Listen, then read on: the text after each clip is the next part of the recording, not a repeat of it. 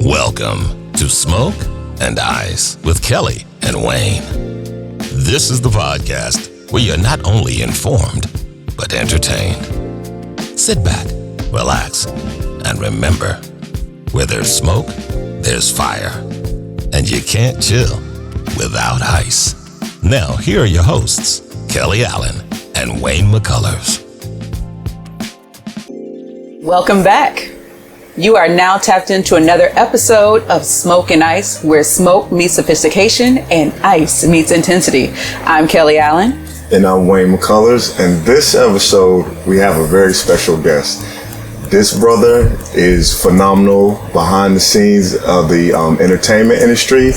He does film. His accolades are they're so amazing. He's done big production for TV studios such as NBC, Universal. He's worked with Shaquille O'Neal, Simone Biles. This brother here, you need to know anything about the film entertainment, this is the man to see. All right, well, we're going to get started as we always do with our bourbon and our cigar. Now, today's bourbon is Basil Hayden. It is bottled at 80 proof. It is one of Jim Beam's small batch collections. It's very light. It has nice spicy notes, but it's good for any newcomers that are new to bourbon or just want a lighter bourbon. So we'll do the honors.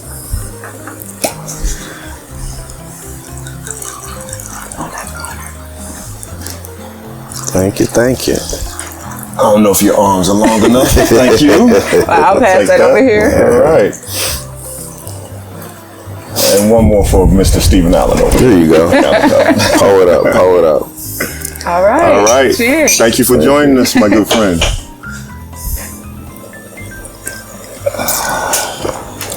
That's good. So today's cigar was chosen none other by my brother, Stephen. Yeah.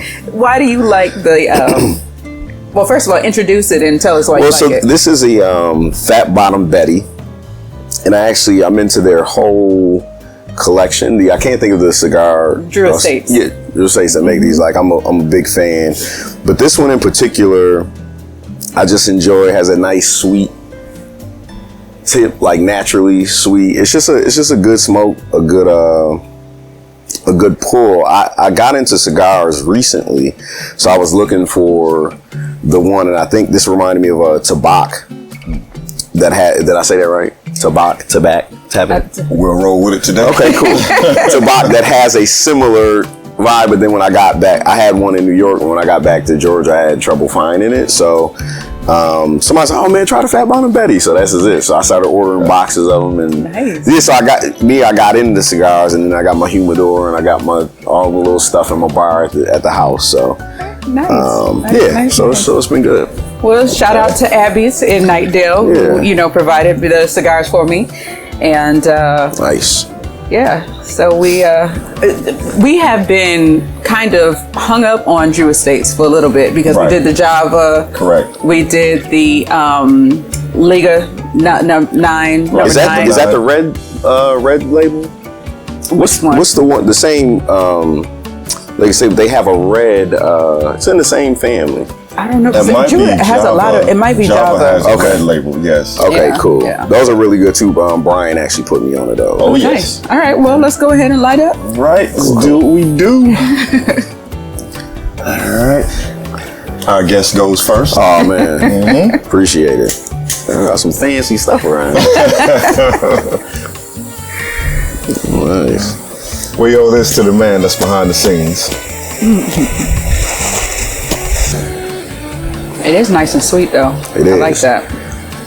And I don't know, it's not bad. I don't know, it does something too. I know people dip them and do things like that, but I'm gonna let the pros do it.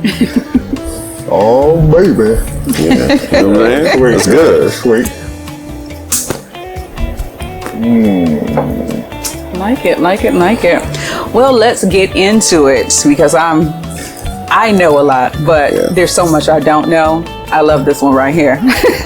So Growing up, you know, we grew up around entertainment in some way, fashion, or form. And I know you started off with music, but what was it that changed your direction in wanting to do mass communication and producing? It's funny because I think about that. Like you said, we come from a very artistic family. We all were into the arts. Even our summer camps, Tyler was arts camps, and I watched Kelly go to performing arts, and Brian, I was like, I gotta get there. And I think even at a young age, I was just all over the place. So it was like, oh, maybe I could do music. Well, maybe I can do art. Maybe I can do theater. And so it was just to me, it was the perfect medium that would allow me to encompass all of those things and give it a shot. So when I initially started doing music, you know, growing up, I'm influenced. I'm a kid of the 90s, so house party movies and those kind of things. It was like, I want to do that. And it was like the comedy, the fun, the rapping, the music. And so I think it was just like in the urban areas of most cities, everybody wants to rap, you know what I'm saying? And so we're making music, we're doing things, and getting to performing arts. I was the latest admission. I did not get into performing arts like my siblings. I didn't get it until I was in high school. Okay. So, because you went, what, 6th grade? Fifth grade. So she's a 5th grade, was 5th grade. That's the earliest to start. Brian, Brittany, they all got in first. I was the one that just kept not getting in until high school. So, whatever. But I also was auditioning in like every major there, like come back the next year, like with a disguise. And I'm like, I want to do art. I'm here to sing. They're like, didn't you audition last year for another department? But it was just in the house, and you know, our mother sang and choir rehearsals and all these things. So I think that was just something that we were all around. And then I had a lot of energy as a kid, maybe was misguided, but I think it always needed a creative outlet to spark yourself through. So like most people, I'm just trying things that interest me and things that I wanted to you know, attempt and just try, you know. And I would do little things at the house and try to perform when I could. And it, for me, what happened was I'm in Atlanta.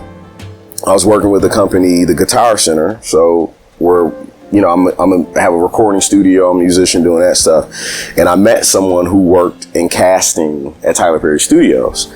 And I didn't know that when I met her. I'm just running my mouth. So I was like, oh yeah, you know, she's like, you always on your phone. I'm supposed to be selling gear. I'm on my phone. I said, yeah, you know, I'm real busy. We're doing this music thing. And then next, I don't know, I just said something like, you know, I'm gonna do my Will Smith thing. And she's like, what?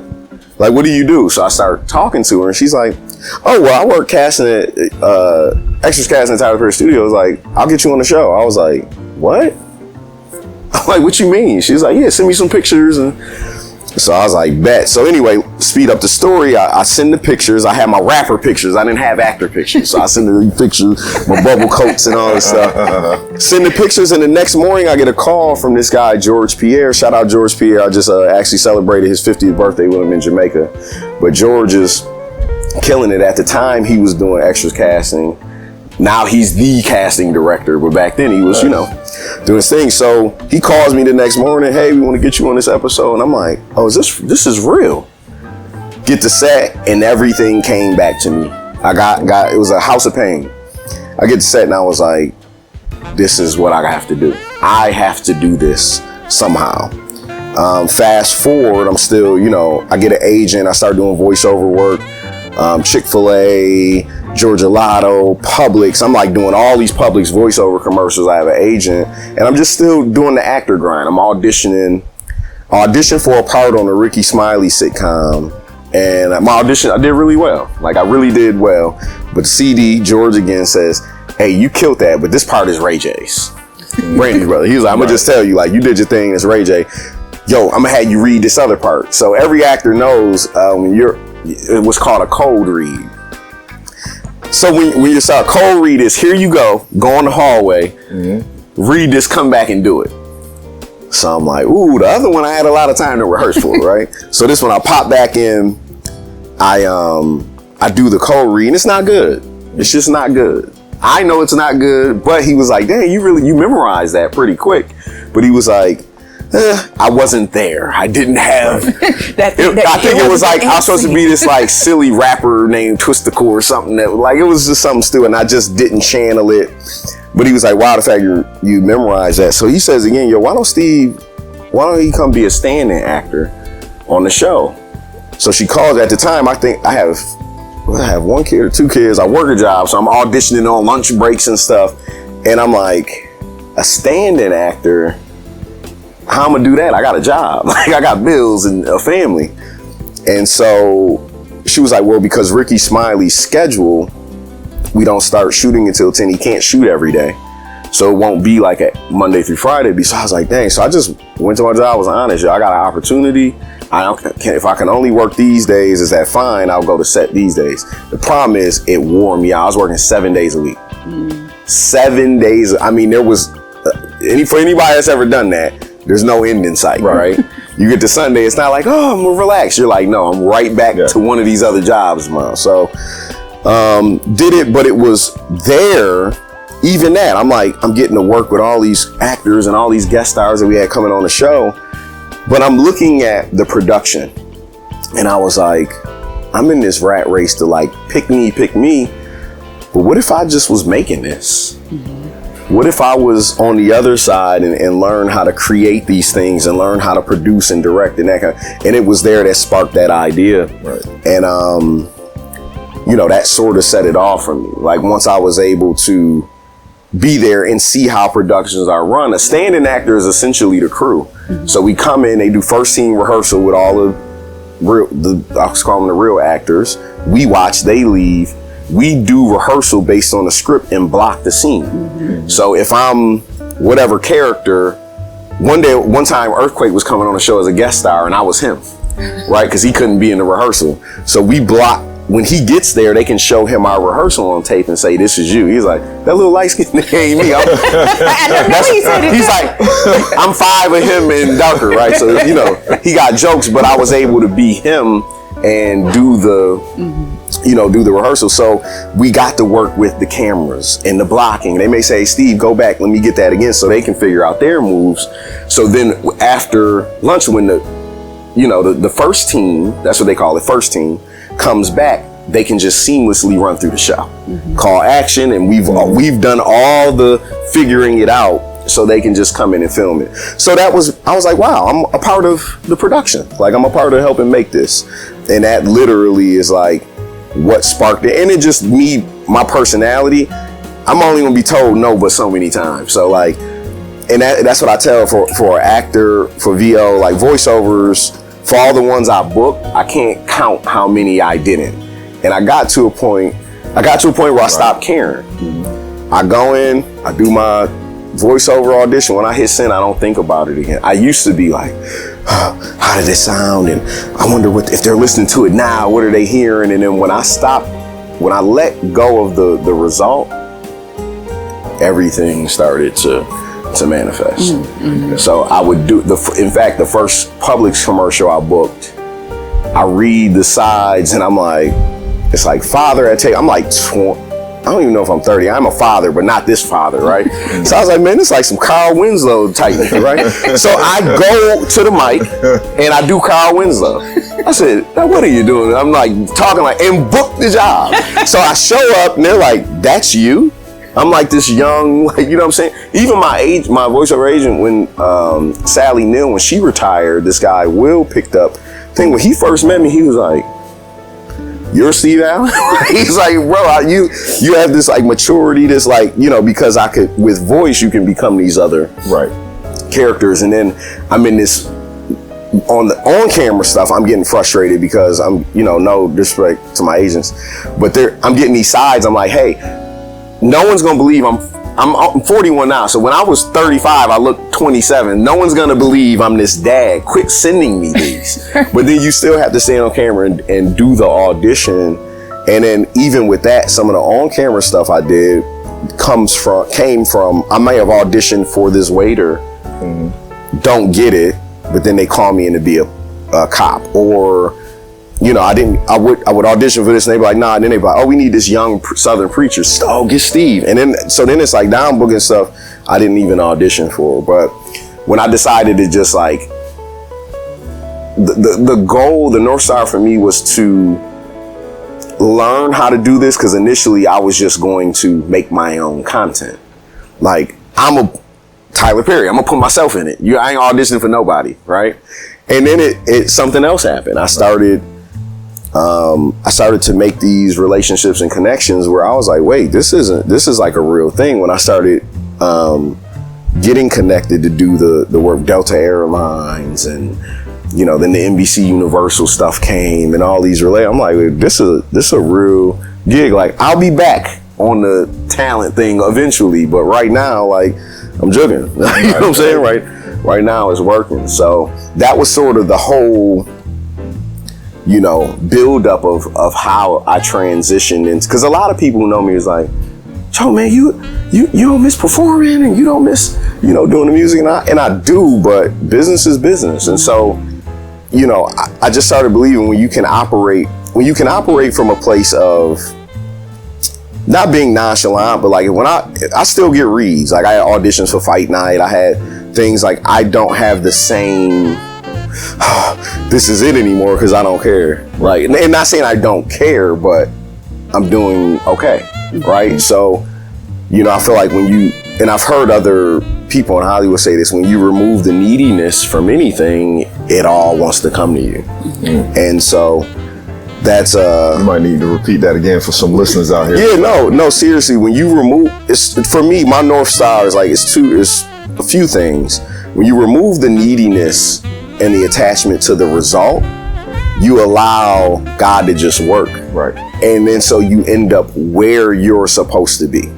I call it my spidey senses, whatever. I'll get calls sometimes. I'm a person just growing up the way we grew up. We didn't have it all. I struggled as an adult, did some things. So now when you're successful, my biggest problem is I don't like turning down work. I mean, there's times where it's conflicted. Like, I was on a vacation with my wife and somebody was like, oh, if we did, and I'm mowing over, oh my gosh, I could, because in my mind it's attached to this bag is here if I get there. If I don't get there, I'm not getting it, and I'm spending money because I'm on vacation. Right.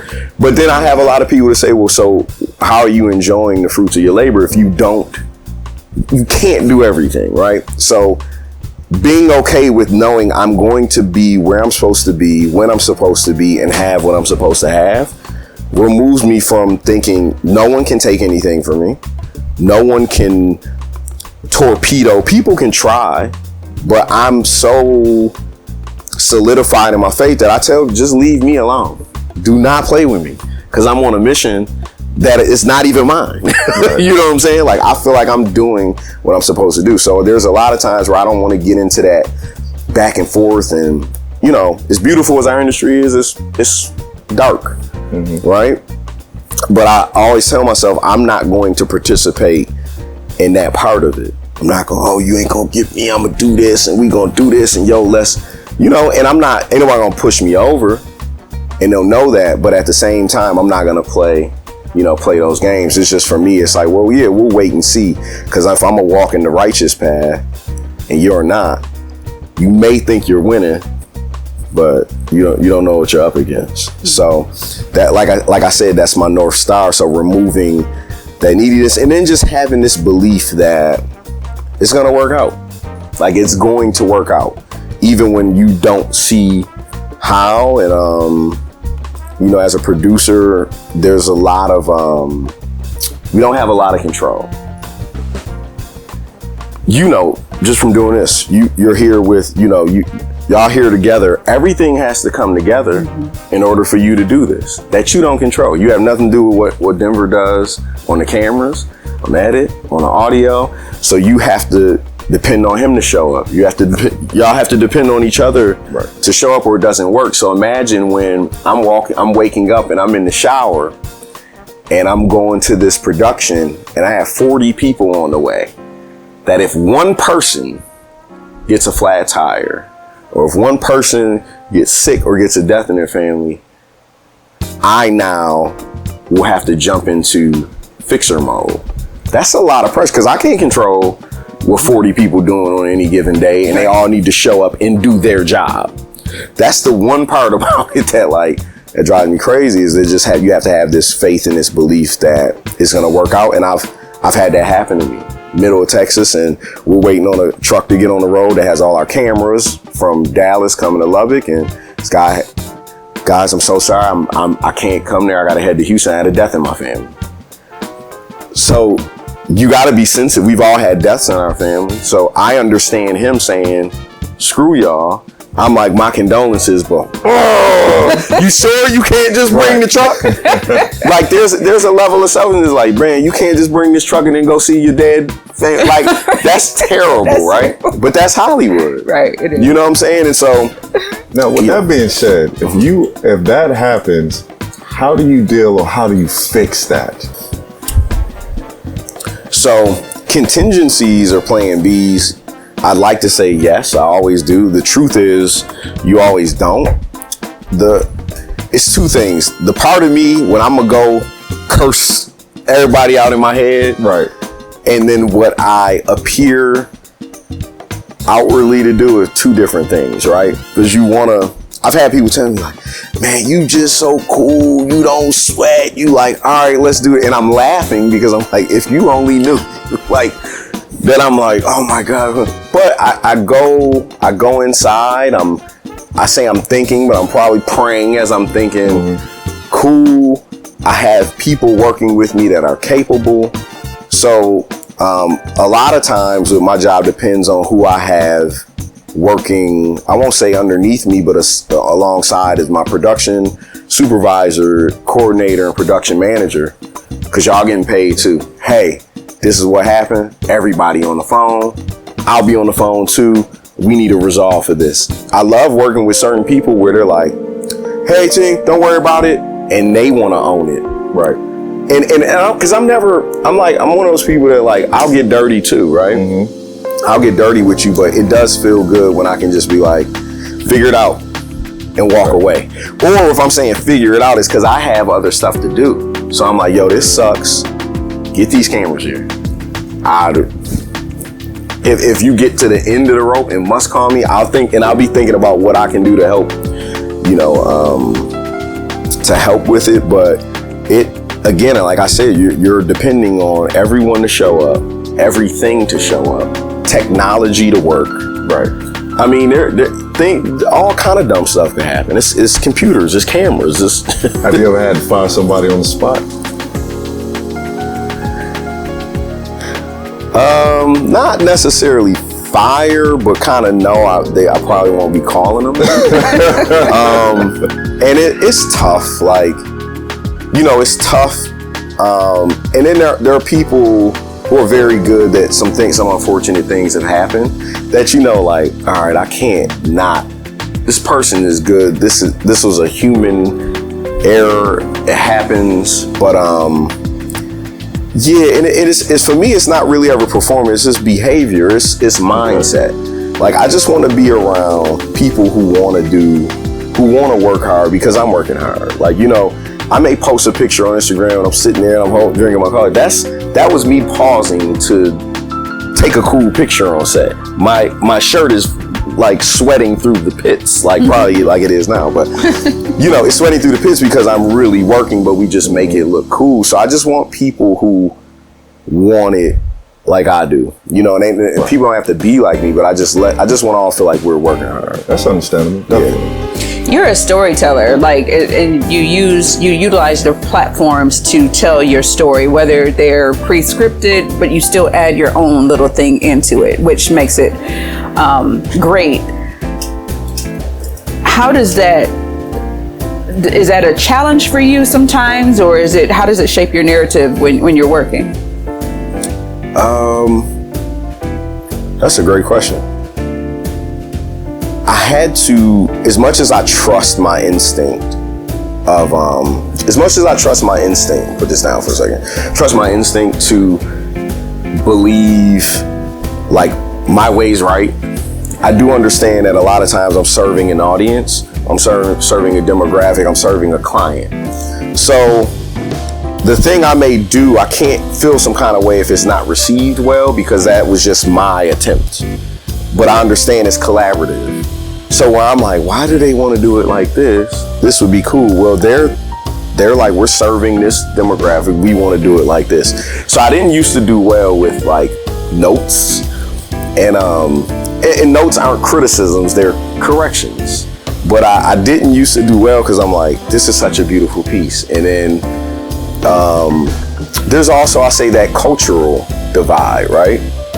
So if you have a conservative brand or client, and you do something that's supposed to highlight inner city, urban black business owners, and it's this X bank that's a bit conservative, but they're paying for it, they're not gonna understand some of the choices I made. But culturally speaking, and I got that from Kenya Barris when he was making Blackish, culturally speaking, you don't understand it. So when you're saying, can we change it? And it used to drive me crazy, because I'm like, I put stuff out and I'm like, I don't want to show, this is not what I would have made, so I don't want to show it. Like, this is not what I would have made. It feels now sterile. But I've learned to let it go, because I still have the opportunity to do it, and I'll have more. But I that's why I say that question is so good, is that I always use this approach, instinct and intellect. So instinctively, I do X because it felt good. The intellect part is gonna come in now, where I'm like, now is this serving the client? So, instinctively, that's what Steve thought was good. Cool, there's gonna come the fine tooth comb where maybe I'm gonna have to make some concessions to help everybody arrive to where everybody feels good about it. And then so that intellect part comes with doing the work to go back and says, does this serve the demographic that it's supposed to? But there will be a day where I'm gonna just be making my stuff. Yeah, so. And I can't wait, because then maybe I'll get my opportunity to go back. There you go. Say less.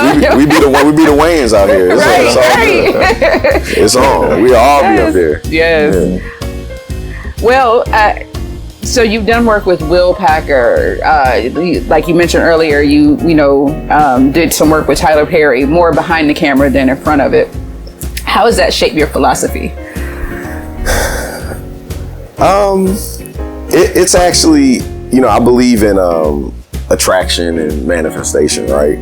And so Atlanta, because I want to say, even like when you were there was a film industry there, but it really wasn't big, right? After I left, right? So a lot of the people I was connecting with, you were either like an intern in Rainforest, which was Will Packer and Rob Hardy's company, or you were that first Tyler Perry Productions crew. If you're black in the industry. I know there's a lot of white people too. And so I kind of came a little bit later, but I was meeting all these people at these common threads. So in my head, I'm like, oh, I knew who Will Packer was. I seen Stomp Yard, I seen Takers.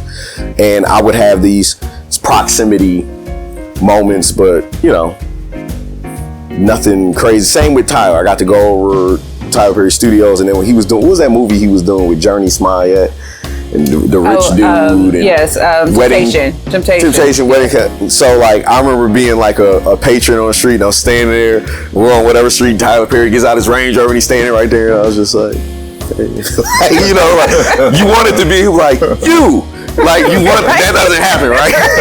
But you like, because I've done the same thing when I was on a couple Diary of a Mad Black Woman, and he comes by and I was like, see me? Yeah, you just want, but you hear stories that he does that.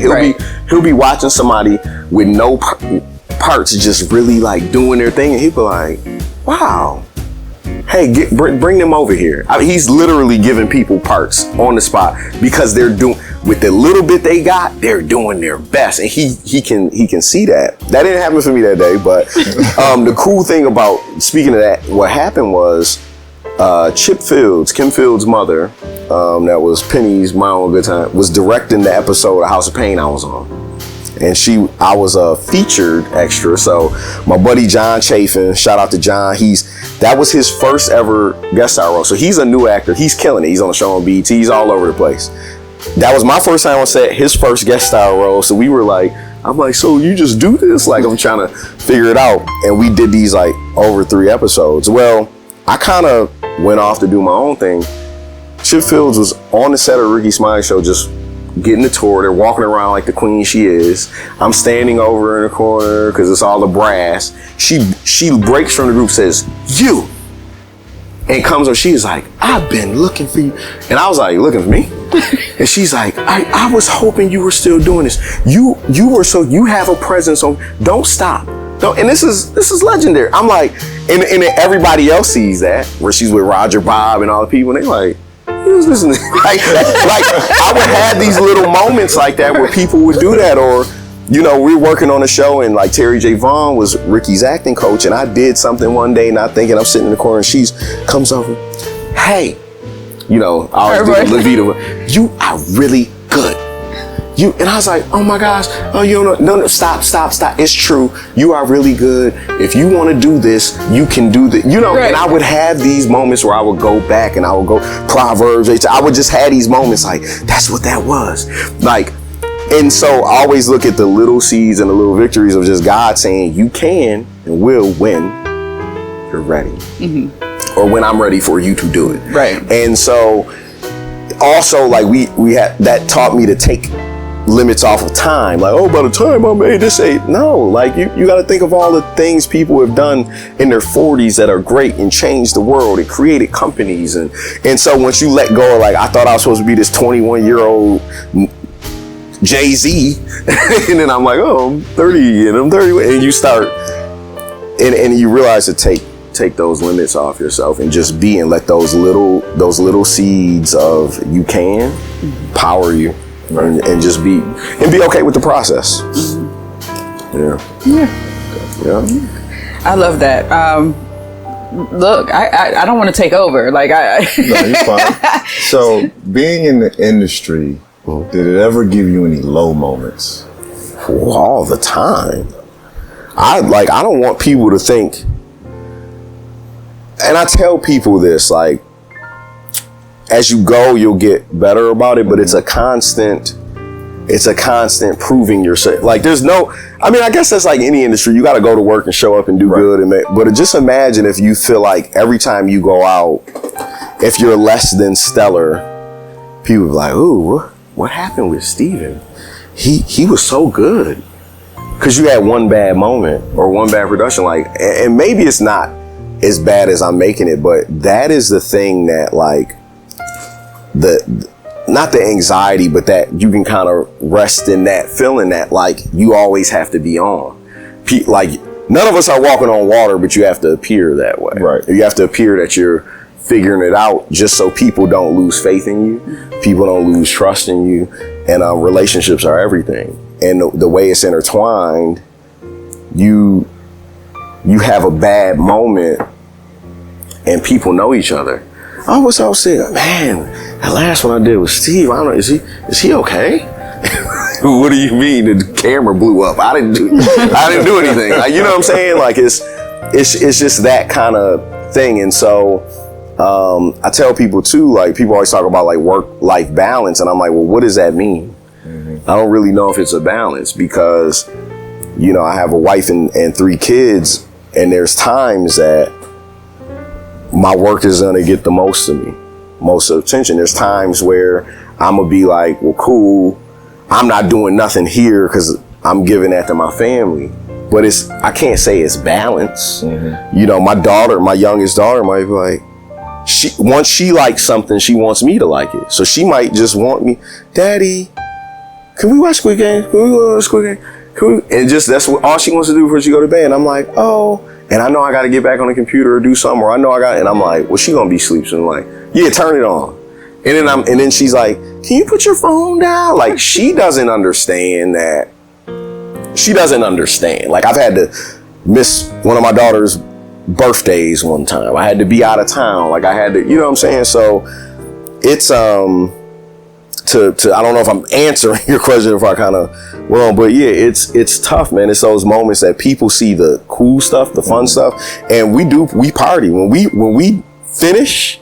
Oh yeah, we party. It's going down. I mean, I'm talking about it is we indulge. I've seen some bills and some dinners, and I'm like, good Lord, who paying that? Y'all putting that on my card, or see the way my account is set up? I got a savings and a checking. But yeah, you know, but that's the thing. But that's like after it's like it's all said and done. But it is boots on the ground work. Right. Getting there. And then like I have little quirks about myself that I'm even trying to break. Like people notice about me, like, Steve hasn't eaten anything or drank anything. I'm like, I need first shot up. That was like a hard role for me. I'd be sitting around people like, you didn't have anything? You want some coffee? No, I don't want anything. I need to hear first shot. Got off. That means we made it. We get to shooting.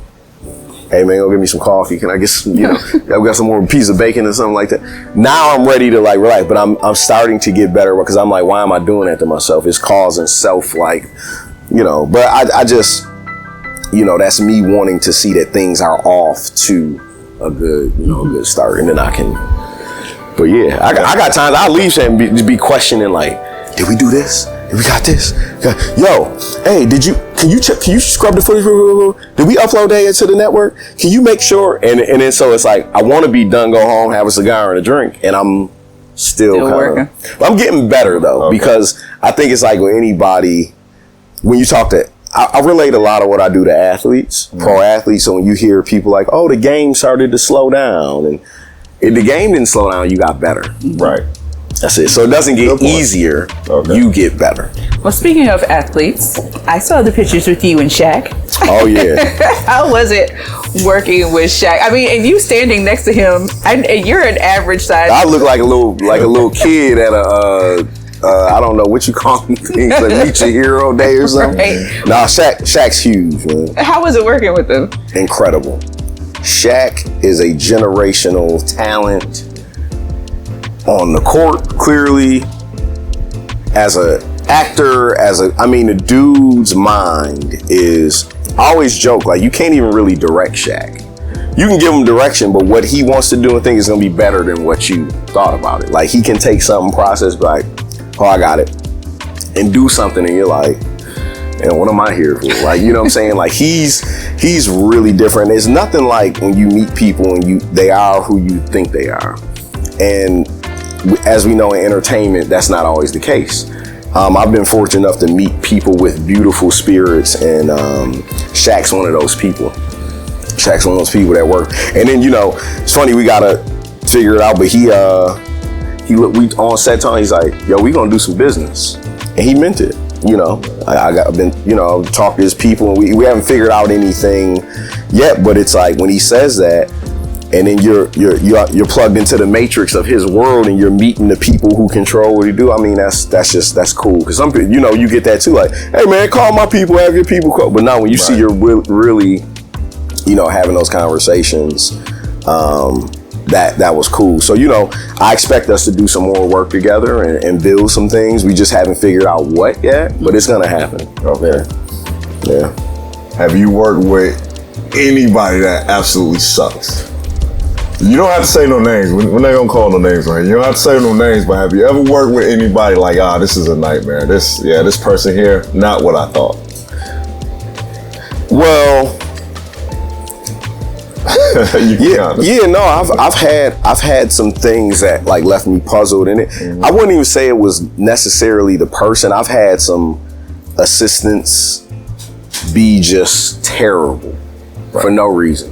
Just evil, just nasty on set. And I think that's that idea too, that when people have handlers, you gotta have that pit bull. But yeah, you need a pit bull of people in here doing some stuff to mess with them. If everybody's being accommodating and nice, you don't gotta come in here being a little, you don't have to. And I'm confused by it. And that's another one of those things. I gotta sit back and be like, yo, what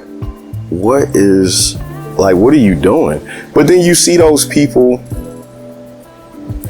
constantly doing this plateau, and then you see they don't ever get to really where they want to be. They could be successful, but you can see they're not hitting their place. But it's like, yeah, because you out here putting this energy into the world.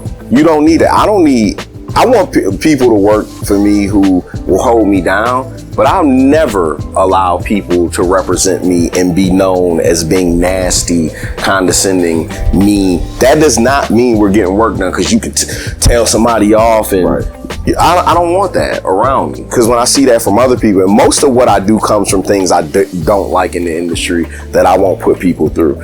Like, there's this notion that, well, I did it, you gonna do it. No, that's stupid. So I'm not gonna have anybody else do that stuff.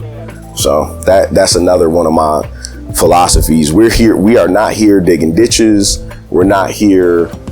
No one's gonna die if we don't get this commercial out. Like, let's act like we're doing something that's pleasant and fun. And I think you get better results out of it when you actually are able to create an environment for people to feel comfortable. They're willing to do more when they don't have to live in fear of constantly either being on your bad side or messing up, because that's when more mistakes happen. So I like that. And I could probably be more intense than I think I am sometimes, because I think I'm super cool, but like, I got a homegirl, and we kind of came up together, and she was working on one of my productions, and she was like, yo, I'm so weak watching people hear you getting close to the office and everybody's tightening up. I was like, for what? I don't do anything. She was like, yo, everybody was like, and I was like, for me, I'm not even like that, but I understand it, because you want, like, now that I'm in position to see people and maybe help them up, I remember being in that place, and I still am at times, where I want people to see me. So yeah, you want to be represented in your best life. But I was like, nobody got to tighten up when I come around. It ain't like I'm like, y'all better be in here getting this schedule. Like, I'm not ever going to be like that, but then people kind of still react. And I guess it's just a form of respect, but I don't demand that kind of respect. Like, I don't demand that, like, y'all better be at attention when I walk in here. Like, that's not what I'm ever trying to put for. Yeah. So what's next? What is next for you? I'll be as clear as day. I want to create a series, and all of my industry friends, mentor, everybody's like waiting on me. Like, what are you doing? Make stuff. The reality is, there's the creative North Star. Like, congratulations on this. I bought a whole podcast setup in December. I got podcaster SM7Bs, cameras, all in boxes in my basement. Furniture, you saw all that stuff. Furniture laying a whole corner of my basement. Sorry, my mom was like, I'm not here. My mom's right over here. And haven't done not one blip of podcasting or recording. So what happens is that starts, but then the work starts. Right. So even though it's like, oh, I get to be a producer and I'm working on these things, the other part is, it's not mine. You know, it's not mine. And the other day, I laughed. I actually just seen an actor posting his. So with residuals, so the thing that I do now is like per work. If I'm not working, there's no money generated, right? Mm-hmm. But on the like TV, film side, series side, it is what you get called residuals. So with residuals that come in for film, TV, things that are gonna play on Sisters, Tyler Perry Sisters, and I made maybe all of 15 minutes. It took me longer to get to Tyler Perry Studios than to work. I was like, that's it? Just go home? Okay, thanks. Go home, but it's like, I'm still getting checks from that to this day, right? And so the other thing we're dealing with our industry is digital versus like cable broadcast. So I think the last check I got from that, now mind you, this is from 2018, 15 minutes worth of work. Mm-hmm. Let's say the broadcast check was $160. She's just getting the mail. Like, wow. The digital check I got the other day was for 2 cents. I couldn't even believe they printed that on a check.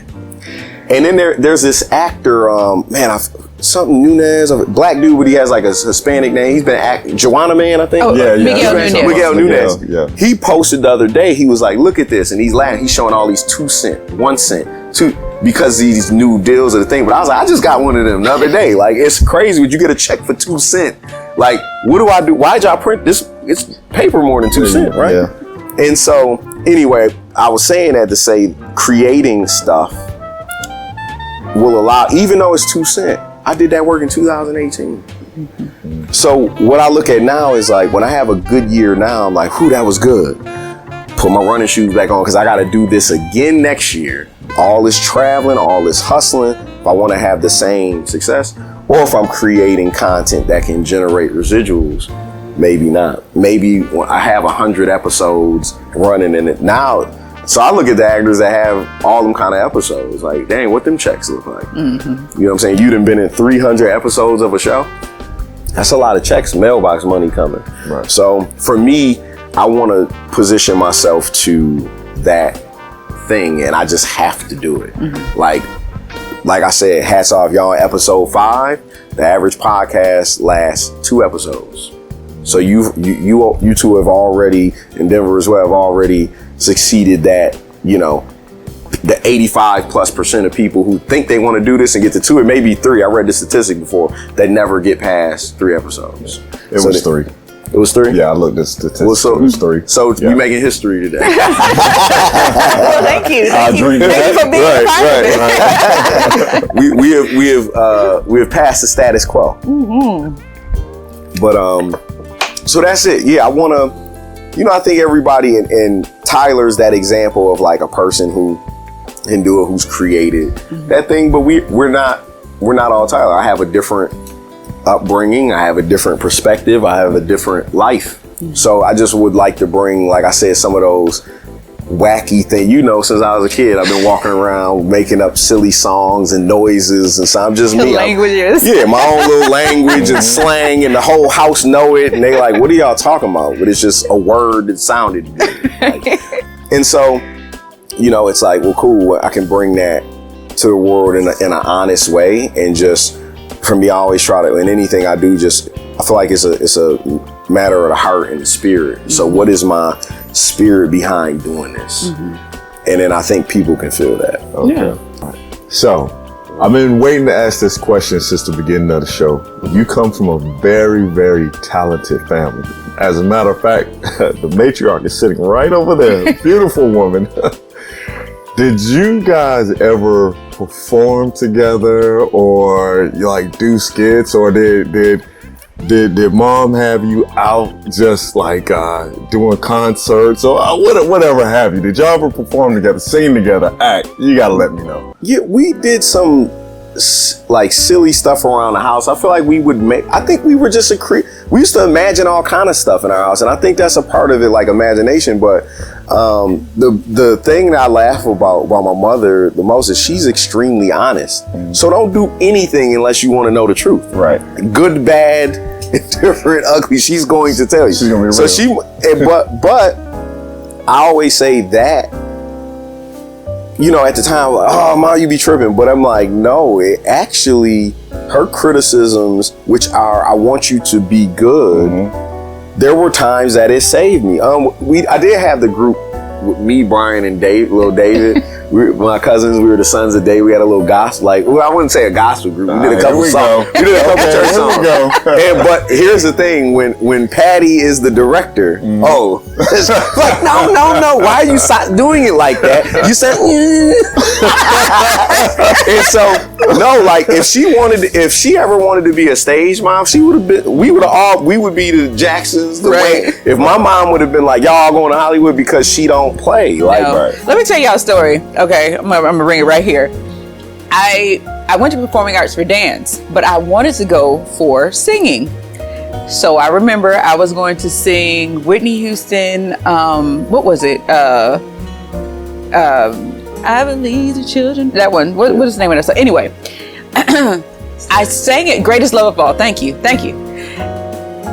I sing the song for her, and she said, "You sound like a hillbilly." Hurt my feelings. Dog. Hurt my feelings. My mom was going to tell you the truth. I said, well, you know what? I guess I'm gonna go for dance. No, but when I finally got into performing arts and I was doing Lift Every Voice and Sing, and she like, when is your audition? Let me hear it. And she's like, no. And we sat in the room, and I could sing that song. When she was done with me, I could sing that song better than I could sing. Because we went through, and I mean, I think about that. I'll even, outside of talent, I just think about the night before my road test for my driver's license. You got your license? She's like, get in the car. So we get it. She's like, why are you signing up so fast? Because I'm a December baby, so all my friends had they driver's stuff before. My mom's like, yo, why you rush to get this? You're not ready. I'm like, I know how to drive. She's like, get in the car. We are driving around, but she's like, you would have failed. Go on. You would have failed. And she's drilling me. And I'm like, I would have failed. And she's like, nope, get halfway. Here's your signal. Then make the turn. And when I went to that road test the next day, because she kept me out for an hour drilling me on all the stuff I would have failed, I went that road test and bodied it. And I don't know, I probably never told you this story, but I go in there and I killed her, and the guy was like, wow. And my dad had took me, and he's sitting there, he's looking, he's like, what happened? I was like, I passed. And he's like, yeah, and he get in the car again, my son. I was like, it ain't because of you. I was like, mom kept me out all night driving. And she was the queen, and you had to know how to back up and parallel park. Yeah, but if you couldn't back up and parallel park. Those were the things, and so when you're young, you're kind of like, Mom, you don't believe in me. And she's like, no, I believe in you, but the world don't care. Right. And so that was her approach. Because I've said that to mom before. I'm like, why do you? And she's just like, but if you take it, and I call mom sometimes randomly, and I'm like, yo, you know what? I realized when you did this or did that, that was for my good. And it's great to be able to say that. And she knows that. I tell her that all the time.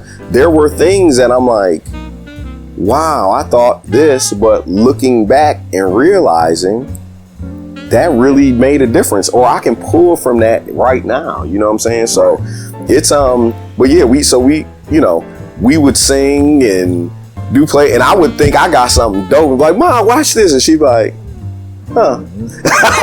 Like, oh, okay. Or I'm in there, she like, you so cool, you so cool. And I'm like, dang, Mom. But then couldn't nobody else hate on me if my mom did that. My mom made sure I was cool. I always tell this joke, I got her to give me cornrows in the 6th grade. So I'm lit. The braid era, I got braids. Right. So I got the homies in the morning, I'm doing something. She said, see?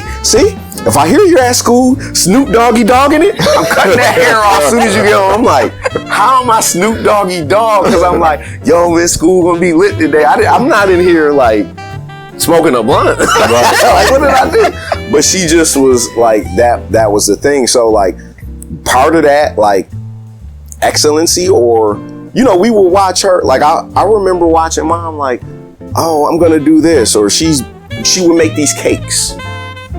Incredible. She did everything with excellence. So that rubs off. Mm-hmm. That rubs off. Like when you see it, like, yo, this ain't like, oh, this cake good enough. No, she's gonna go. People ain't even paid her the value of what this cake is. And she got all the stuff, but it was the details. So like, I say that all the time, and same with, my father, God rest his soul, or I would look back at things and be like, wow, I do this because I saw that. Or Mom, I do this because I saw this from you. And even at the time that it seemed so like, it helps me now. So, yeah. All right. Nice. Yeah. Well, guys, we have had a time today. It has been so great having my brother. And I don't have him here because he's my brother. I have him here because he is so great at what he does. And he has he's leaving his mark and will continue to leave his mark on the world. So you guys just wait for the things that are to come.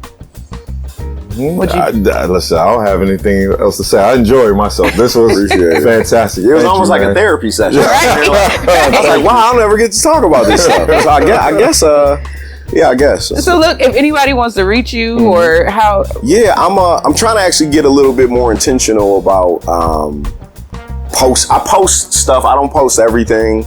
Like, I have a couple projects I want to share, but I'm on Instagram, Just Steve Allen, Just Steve Allen. That was after all my other monikers. I was like, I'm just Steve Allen now. I ain't no more Poe B and rappers. I'm just Steve Allen. I have a company in Atlanta, Studio Approach, with my business partner, MJ Whitaker. He's doing great things too. We're like he's the finishing editor for Beyond the Gates, the new soap opera on CBS. So we're excited. We have a lot of cool projects coming up. I just wrapped an amazing project with Essence and called If Not For My Girls, that we did like a 4-part series that's doing really well.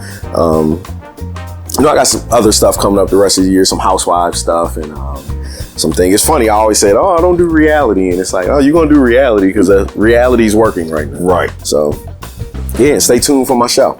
Yes. Right. Yeah, I'm going to put that out there. I might be on it. Nah, you will. Nah, we gonna make that happen. That's the only way. That's what I'm doing this for. If you need an extra key grip, just let me know. I got you. Nah, that's what we doing this for. That's what we doing this for. And I think about that all the time, like doing it to be able to create, legacy. And like she said, I have a niece that does this. Right. My sister's super talented. Y'all know that. Kelly has tons of talent. But let me say this. Kelly, as the big sister in the house, Kelly was the North Star. So growing up, we watched Kelly on Disney Channel, giving a poem and dancing and going to Jamaica. So it was almost like, and from Miss Barbara's and Vets. So it was almost like there was a bar set in the house. Right. And Kelly has tons of talent, has things, and that's why I when you asked me this, I said, of course, I'm proud. Keep doing your thing, and I wanted to be here. Thank you. Don't get misty. I know. I'm like, don't do that on camera now. Don't get misty, but yeah. So it's funny. If y'all know the late night host and comedian Steve Allen, mm-hmm. So my parents must have had a clairvoyant moment when they named me, because it's cool, and even that, like I see his star. We went to NBC tour and see Steve Allen name, and I take a picture of her because I'm like, that was his then, that'll be mine. Now it's there. So it's one of those things that I will find my way back into all of my gifts and my talent, and I'm grateful for the journey now. Right. So I thank y'all for having me. I mean, I was like, y'all don't talk to me. Like, I guess I do some cool stuff. You do. You definitely do. Well, this has been the next episode of Smoke and Ice. I'm Kelly Allen. And I'm Wayne McCullers. Let's spark something real. I'm gonna finish this. We hope you've enjoyed Smoke and Ice with Kelly and Wayne. Make sure you share, like, and subscribe. Tell a friend so they too can be informed and entertained. For more information about the show, go to smokeandice.net.